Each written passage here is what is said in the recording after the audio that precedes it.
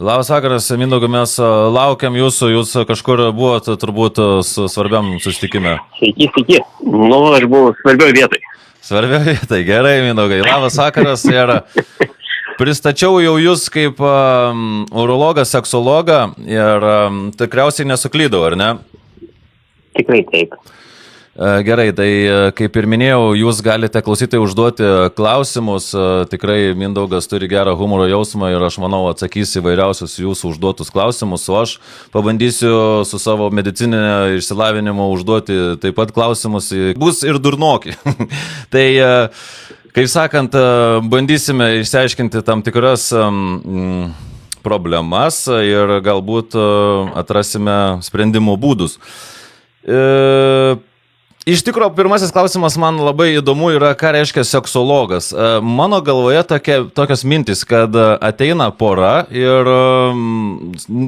jūs paaiškinate, kaip reikia daryti veiksmą, kad jie būtų laimingi. Ar aš kažkaip toli nuo to? Nesat jūs toli nuo to. Pirmiausiai, tai turbūt nėra kvailų klausimų, yra kvaili tik atsakymai. Bet, reiškiasi, mes seksologai užsiimam, reiškiasi, porų konsultaciją, tai gali būti vienos mens konsultacija, tai gali būti grupės konsultacija. Jokio skirtumo, reiškiasi, seksologas, urologas, jisai, vadinkime, yra patarėjas visais klausimais, tiek potencijos sutrikimo klausimais, tiek, sakykime, lytinio šaltumo, tiek, vadinkim, dėl lytiškai plintančių lygų, tiek mes konsultuojam, reiškiasi, ir tas poras, kuriuom yra susilaukti sudėtinga vaikučių. Sakykime, mūsų tas profilis darbo yra gan platus. Ir kas liečia, sakykime, seksualinius santykius, taip, tais klausimais irgi konsultuojame be abejo. O pagrindė, o yra tokių porų, kurios ateina ir nori pasikonsultuoti seksualiniais klausimais? Taip, iš tikrųjų yra tokių porų ir nemažai yra tokių porų. Reiškiasi todėl, kad, šiandien dienai, žinot, kaip yra ir taip, jog vyresnio amžiaus, sakykime, vyrai susitinka ir dvigubai, trigubai jaunesnės moteris už save, galbūt ir pažiūros, ir, sakykime, poreikiai, ir, sakykime, reiškiasi tas, kaip sakant, susitikimų skaičius, vadinkim, vieniems yra, sakykime, priimtinas, vadinkim, ten 3-4 kartai per savaitę, o kitam kartą per mėnesį jau yra daug. Tai šiandien dienai tikrai turim įvairiausių problemų ir jas sprendžiam. Supratau, tai žodžiu gerai, nepasiklydau, reiškia, čia viskas kaip ir gerai. Tai pagrindinis dalykas turbūt spręsti potencijos sutrikimo problemas. Potencijos sutrikimo problemas taip, pagrindė sprendžiam jas, tai dabar pirmiausiai tai nuo ko, sakykime, kokios priežastys gali būti, galėčiau taip trumpai galbūt pavardinti. Tai pirmiausiai, sakykime, dėl kraujotakos sutrikimų, tai įsivertinam, kaip yra su kraujotaka, ar ne? Tai dar atliekamos ir varpos doplerinės echoskopijos, reiškiasi, vertinami šitie dalykai. Toliau, sakykime, labai didelę reikšmę turi ir hormoniniai pokyčiai, tai atliekami yra kraujo tyrimai, sakykime, kas liečia šitus reikalus. Toliau, aišku, stresas, nerimas, depresija, šitie visi, tokie dalykai išklausimi paprastai, anamnezę renkant ar ne. Taip pat vartojami visi vaistai, sakykime, tą, ką vartoja žmogus, jeigu vyresnio amžiaus, jeigu jaunesni, dažniausiai nieko nevartoja iš vaistų ar ne. Sakykime, lėtinės visos lygos, gyvensenos veiksniai, taip pat, kaip, sakykime, rūkymas, alkoholis, ar ne? O šitie visi dalykai susideda. Taip, žodžiu, gyvenimas gali pakenkti potencijai, reikia rinktis tvarkingą, gerą gyvenimą ir viskas bus gerai. Sakykime, miegoti 8-7 valandas per dieną, mažiau vengti, sakykime, alkoholinių gėrimų, ar tai, sakykime, vengti rūkymo ir kitų, sakykime, žalingų įpročių, ten narkotikų, sakykime, kas liečia ar ne. Tai idealus variantas, bet kitą kartą nuo mūsų irgi tie visi dalykai nepriklauso, nes būna ir psichologinių priežasčių. Tai dažniausiai jaunimas turi ir visokiausių, sakykime, tokių baimės nepatenkinti partnerės, baimės, sakykime, pasirodyti kažkaip kitaip, suprantate, ir taip toliau. Tai tikriausiai nėra tokios baimės, kad pasirodyti per daug didelis eržilas. Tokios baimės dar nesutikau, žinokit, ne. Supratau. Žodžiu, tada gaunasi taip. Gerai, kitas klausimas. Katinas klausė, ar skiepai mažina vaisingumą? Iš tikrųjų labai geras klausimas, žinokit. Tai bebūtų keista, bet tuo metu, kai pradėjo skiepyti nuo COVID-o, mes susidūrėm su daug problemų. Pirmos problemos atsirado su vaisingumu. Pirmiausiai, reiškėsi, pastebėjom, jog vaisingumas sumažėjo pas vyrus ir, sakykime, persileidimų to abortų tikimybė irgi padidėjo. Toliau spermos pati kokybė, sakykime, aš turėjau netgi ne vieną žmogų, kuris iki COVID-o, iki, sakykime, tų visų skiepų, įsivaizduokite, darėsi, reiškėsi, spermogramas, reiškėsi spermos kokybinę analizę, ar ne? Taip, suprantu. Aha. Ir kiekybinę. Ir suprantate, ir kas įdomiausia, kad nebuvo jau beveik arti normos ir mes pasiekėm tą tokią ribą, kai jisai greičiausiai jau būtų ir apvaisinęs ir turėjęs vaikutį.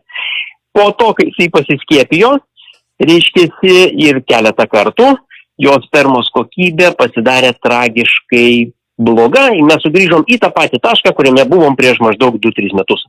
Tai reiškėsi, kad iš tikrųjų skiepai veikia stipriai, reiškėsi veikia mūsų, vadinkime, vaisingumą, kad liečia erekciją, negaliu pasakyti 100%. Bet aš manau, turi įtakos. Kodėl? Todėl, kad, sakykime, COVID skiepai, reiškėsi vakcinos, jos, kaip įrodė mokslininkai, reiškėsi, jos sukelia šiokius tokius trombus kraujagyslėse, dėl ko didėja mirčių tikimybė, insultai, infarktai, šitie visi dalykai. Ir aišku, kad užkimšt turėtų smulkiausias kraujagyslės, kurios yra varpai koronaruose. Tai kaip taisyklė, varpos kraujagyslės užsikimšus varpos kraujagyslėm, vidutiniškai praeina 2-3 metai, tada prasideda su širdelė problemos, ar ne? Tai, tą visi žinom, ar ne? Tai va čia irgi, sakykime, COVID-as, labai geras klausimas, iš tikrųjų, Katinas uždavė labai protingą klausimą, greičiausiai yra apsiskaitęs ir domisi ir ne naujiena tikriausiai ir jam pačiam. Bet šiaip tikrai taip, turi įtakos. Na, iš tikrųjų, klausausi ir apšalęs esu toks, net šiurpai eina per kūną, kad ir džiaugiuosi tuo pačiu, kad ir nesiskiepėjau, nežinau, nesu prieš skiepus, nesu už skiepus, bet išgirdę šitą informaciją kažkaip apsidžiaugiau. Taip, gerai, dar įdomus dalykas yra, pavyzdžiui, kaip gali sulūžti tas, kas neturi stuburo, nežinau, kaulo, sakykime, varpos lūžis. Taip, yra toks. Egzistuoja toks dalykas? Taip, tikrai taip. Egzistuoja toks dalykas, reiškia, aš galiu papasakoti, nebent norėtumėt, kad plačiau kažką. Ne, tiesiog man įdomu yra, ar gipsuojat? Matot, šiuo metu gipso neturim. Baigėsi gipsas ir dėl to negipsuojam. Bet realiai, tai žinokite, varpa, jeigu tai rimtai, tai varpa yra sudaryta iš akitkunių, reiškiasi, šlaplės be abejo, kraujagyslių, nervų, limfagyslių. Ir vadinkim tą kremzlę, jinai irgi, kaip bebūtų keista, lūžta. Tai sakykime, vyrui pasiėmus, sakykime, kažkokią aktyvesnę moterį arba, sakykime, turint mažiau šiek tiek patirties, sakykime, moterį reiškiasi, dažniausiai tai būna kada, kai moteris sėdė ant viršaus ar ne, ir jinai bešokinėdama sulaužo varpą. Tai yra, vyrui tai yra tragedija, jeigu taip atvirai. Todėl, kad, aišku, didžioji dalis tų vyrų, jie bijo kreiptis, nesikreipia laiku, tai yra pirma problema. Antra problema, reiškiasi, jeigu jie jau ir kreipiasi, tai būna dažniausiai pavėluotai. Todėl, kad jeigu jūs kreipsitės laiku, kai jau sulūžo jums varpą, reiškiasi, trakštelėjus, išgirdot trakštelėjimą, reiškiasi, ką jums reikia daryti, reikia jums tiesių taikinius, sėsti mašiną ir, kaip sakant, važiuoti į ligoninę. Todėl, kad galbūt galima bus dar susiūti tą akitkūnį, kuris yra plyšęs. Jeigu to jūs nepadarysite, tada jau antrajame etape laukia visai kita gydymo metodika, tą, ką mes darom, tai piripiterapijos visokiausios, smūginės bangos, visai kiti dalykai, suprantate.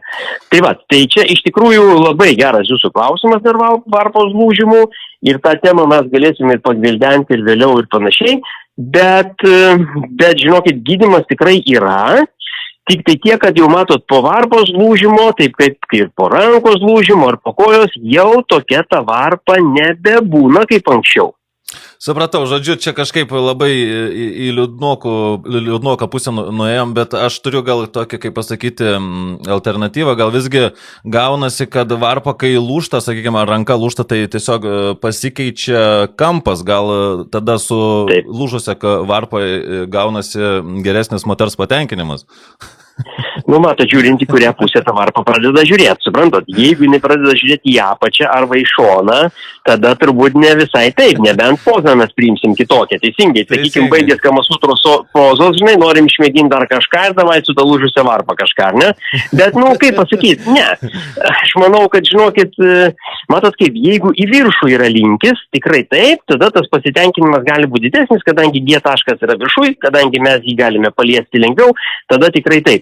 Bet dažniausiai, suprantate, kai lūžta varpa, dažniausiai atsiranda defektas, tokia kieta plokštelė, kuri, sakykime, sukelia skausmą, sukelia toj vietoj, sakykime, tokia, na, tokia apvalę, reiškia, apvalų žiedą ir diskomfortą. Tai gaunasi tokia, nu, žinot, biški kitaip yra, bet šiaip realiai labai teisingai šneka.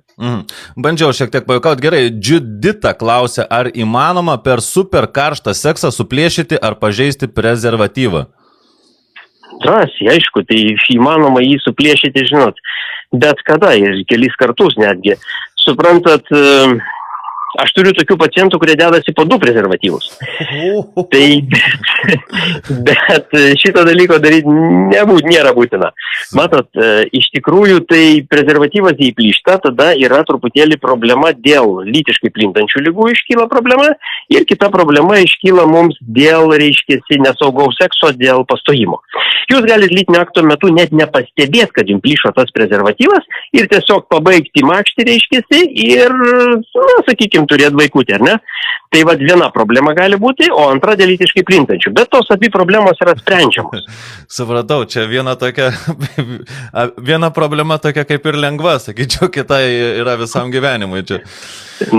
Nu, va, jeigu dar labai negerai ne visai gerai pažįsti partnerį, nu tada jau žinot. Tada jau prasideda kitos problemos ir socialinės. Taip, Donatas turbūt klausia šiaip dėl kito draugo, ne dėl savęs, jam įdomu, kokie yra būdai sulaikyti kuo ilgiau ejakuliaciją. Gerai, Donatai, suprantat, pas mane irgi ateina žmonės prašo vaistų, bet ne savo, o savo draugui kaimynui. Tai yra visiškai normalus klausimas, nebijokit ir nesigėdikit. Nėra blogų, nėra kvailų klausimų, kaip ir sakiau. Suprantat, iš tikrųjų tai... Aš galiu atsakyti. Reikia galvoti apie savo mirusią močiutę. O. Nu, gal. Nežinau, esu girdėjęs kažką apie baisaus, kažką ir taip kažkaip nešauna to greičiau. Sugrįžkim prie to klausimo. Iš tikrųjų, pakartokit klausimą, prašau. Taip, tuoj pasižiūriu. Kokie yra būdai sulaikyti kuo ilgiau ejakuliaciją? Jo, jisai žmogus rimtai klausė, rimtai atsakykim. Reiškiasi, pirmas būdas, tai yra, reiškiasi, lytinio akto sulaikymas ranka. Vadinkime, jūs atliekate kelias frikcijas, sustojate, kai jūs jaučiate, reiškiasi, kad ateina tas malonumas jau, ar ne, jūs sustojate, reiškiasi, stengiate sulaikyti, ar ne? Tai vienas variantas, antras variantas užspaust varpos galvutę, reiškiasi, trečias variantas nustot daryti oralinį seksą, ar ne? Ketvirtas variantas, nu, sakykim, start-stop pozicija, ar ne? Va šitas, sustojom, reiškiasi, palaukiam ir vėl tęsiam, ar ne? Kai jaučiam, kad mes jau galim tęsti, kad nepabaigsim per anksti, tai ir tęsiam. Toliau, sakykime, sekantis dalykas, kad, per anksti nepabaigti. Tai yra priemonės, yra vaistai ir yra, reiškiasi, lubrikantai, tirpalai. Na, sakykime, purškalai vadinkim, ar ne? Tai jie irgi gana efektyvūs ir gerai veikiantis. Va, toliau... ką daugiau patar žmogui. Aš nežinau, matot, kiek pasitrunka tas lytinis aktas. Vienam yra, sakykime, visų pirma, tai dabar galėsim pasikalbėti ar po to ir apie normalią lytinio akto trukmę, apskritai, suprantat. Bet jeigu žmogus atsakytų, kiek trunka jo lytinis aktas, aš tada jam pasakyčiau, ar tai normalu ar ne. Tai gal kažkaip, turbūt vidurkis, sakykime, gal 7 minutės, ar kažkas 5-7 minutės turėtų būti. Tikrai taip, kažkur 5-7 minutės vidurkis, bet dažniausiai tai būna iki to laiko, suprantate, o, sakykime, siekiamybė apie 10, sakykime, 12-15, tai yra ta siekiamybė, ko norėtų kiekvienas vyras. Bet jie ne visą laiką taip gaunasi ir tai nėra ko slėpti, suprantate, taip yra. O tam, kad tai gautųsi, yra pagalbinių priemonių. Tvarkoj. Dabar gal dar, nežinau, pas mūsų klausytojų dabar tarpe yra tokių, kam šlapimas nelaiko, bet tikriausiai, kad šis įrašas keliausia į kitas platformas, tai galim ir apie šlapimą šiek tiek pakalbėti, kaip nelaiko tas šlapimas, nuo kada nelaiko, kada reikėtų kažkaip gal pasitikrinti. Na, matot, taip, šlapimo nelaikymo aktuali problema tampa jaunoms moterims po gimdymo. Dažniausiai pagimdžius vaikutį, reiškiasi, atsiranda problema su šlapimo nelaikymu, todėl kad gimdymo metu tiesiog pertempiami yra raumenys, pertempiamos yra sausgyslės, reiškiasi, ir, reiškiasi, vadinasi, tampa sunkiau sulaikyti šlapimą, nubėga vienas kitas lašas, reiškiasi, į kelnes tenka nešioti ir įklotą, ar ne? Dėl to jos daro ką? Dubens raumenų pratimus, Kėgelio pratimus, ar ne? Tai yra pirmo pasirinkimo, reiškia, gydymo metodai, ar ne? Toliau, jeigu metus laiko darant šitas visas intervencijas ir procedūras, pavyzdžiui, sakykime, dubens raumenų treniruotės, reiškia, yra, sakykime, elektrostimulacija dubens raumenims, yra, sakykime, paprasti Kėgelio pratimai, yra ten tie visi įtupsai ir taip toliau sporto salėje su treneriu, ar ne? Jei šitie visi dalykai neduoda efekto per metus laiko, vadinasi, jūsų šlapimo nelaikymas liks visam likusiam gyvenimui. Taip. Ką tada tokiu atveju daryti? Tokiu atveju yra kas? Jeigu tai yra pirmo, antro laipsnio šlapimo nelaikymas, mes galima melstis jo variantas. Suprantat, vienas iš variantų melstis yra. Bet, greičiausiai tas nepadės, suprantat. Tai dabar tas, kas padeda. Tai, kas padeda, tai greičiausiai PRP terapija, tai yra pirmas būdas, reiškiasi, labai geras, efektyvus prie nedidelio šlapimo nelaikymo laipsnio, puikiai padeda PRP. Reiškiasi, tą dalyką mes darome turbūt kokių gal, 15-16 metų, nuo to laiko, kai viskas ir atsirado, gal truputį mažiau, klystu, galbūt virš 10 metų vadinkime, reiškiasi, bet turim tikrai daug praktikos ir tikrai puikiai padeda, bet tai yra tik tai tada, kai yra ta pati pradžia to šlapimo nelaikymo. Jeigu šlapimo nelaikymas yra, sakykime, toksai, kai jau, tikrai kiaurai bėga, tada aišku tik tai yra po šlaplinio raiščio implantacija, tai yra TOT, TVT operacijos. Na ir aišku, žinot, vyresniam amžiui irgi gali būti šita problema, tai dažniausiai sprendžiasi operaciniu būdu. Priklausomai nuo to, kiek nusileidusi makšties priekinė sienelė, priklausomai nuo to, kokių yra dar gretutinių lygų. Tai gydymo metodą mes atlikę kai kurios tyrimus, parenkame ir patarėme žmogui. Tai kaip aš įsivaizduoju, įstatot į žmogaus kūną tokį kaip antikūnį bakelį, kuris surenka tiesiog šlapimą. Jisai galbūt nesurenka, bet pakelia šlaplį į viršų ir neleidžia, jis toks kaip dirbtinis finteris gaunas. Jisai pakelia šlaplį į viršų ir dėl to nenubėga tas šlapimas fizinio krūvio metu, kai jūs įtempia pilvo presą. Tai maždaug taip, žinot, kaip koks klapanas, kad pakeltų į viršų, ar ne?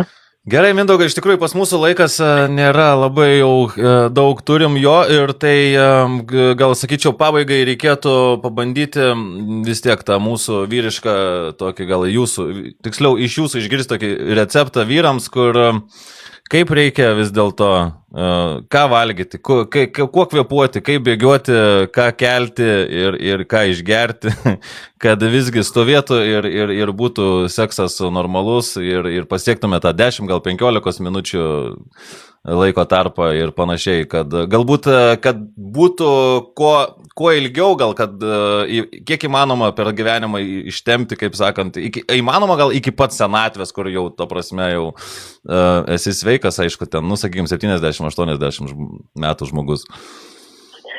Be abejo, kad įmanoma. Žinokit, aš esu turėjęs 94 metų vyrą, kuris turėjo normalius lytinius santykius. Tai super. Aš džiaugiuosi už jį. Taip, aš irgi, suprantat, norėčiau irgi tokio būti. Matot kaip, iš tikrųjų, tai visų pirma, mano galva, tai yra kas? Stresas, sakykime, ta įtampa, sakykime, tas toksai bėgimas, tas mūsų tas toksai greitas ir kažkoks tai toksai gyvenimas, sakykime, kokį dabar mes gyvenam, tai jisai didžiausia įtaka ir turi. Jeigu mes eliminuotumėm stresą, jeigu mes, sakykime, sportuotumėm bent 2-3 kartus per savaitę, nereikia ten kažkokių tai didžiausių, pasiekimų pasiekti, bet tiesiog dėl savęs. Jeigu tą dieną mes nesportuojam, tiesiog nueikim greitų žingsnių, sakykime, tą pusvalandį ar tai 40 minučių, suprantate, per dieną ir tai bus labai labai geras pasiekimas. Todėl, kad mes nuimsim stresą, todėl, kad mes pagerinsim kraujotaką. O kraujotaka kur? Jinai gerėja visur, ir smegenyse, ir širdį, ir varpoje, visur kitur, ar ne, dubenyje. Reiškia, jeigu mes neturėsim problemų su lėtiniam ligom, tai mes neturėsim problemų ir, sakykime, su, vadinkime, galbūt ir kita problema potencijos, ar ne?